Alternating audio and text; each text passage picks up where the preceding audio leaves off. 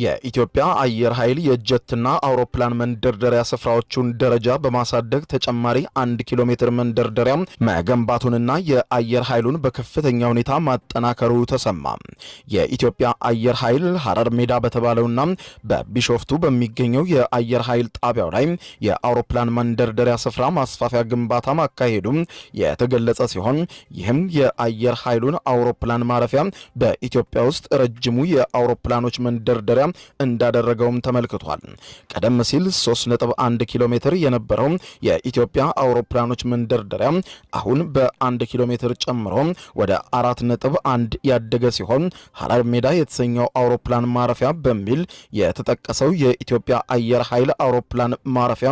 የማስፋፊያ ፕሮጀክት 820 ሜትር ወደ ደቡብ እንዲሁም 180 ሜትር ወደ ሰሜን አቅጣጫ እንዲሆን ሲደረግ በዚህም ከቦሌ ዓለም አቀፍ አውሮፕላን ማረፊያ ጋር ሲነጻጸር የ300 ሜትር ብልጫ እንዳለው የጠቆሙት የዚሁ የድረገጽ መረጃዎቹ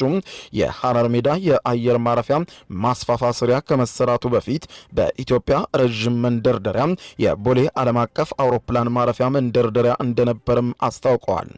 በተለይም አሁን ላይ ካለው ውጥረት አንጻር ኢትዮጵያ አየር ኃይሏን በምድር ላይ ባሉ ኢንፍራስትራክቸሮችም ሆነ በአየር ላይ ተዋጊ አውሮፕላኖቿንና ድሮኖቿን በማዘመን ላይ በከፍተኛ ሁኔታ እንደተጠመደች መገለጹ አይዘነጋም። በሀገር ውስጥ ሰው አልባ በራሪ አውሮፕላኖችን፣ ድሮኖችን ለቅኝትና ጥቃት ፈጻሚ የተለያየ አይነት ሞዴል ያላቸው በከፍተኛ ሁኔታ እያመረተች መሆኑን ጠቅላይ ሚኒስትር ዶክተር አብይ አህመድ ከወራት በፊት መግለጻቸው አይዘነጋም።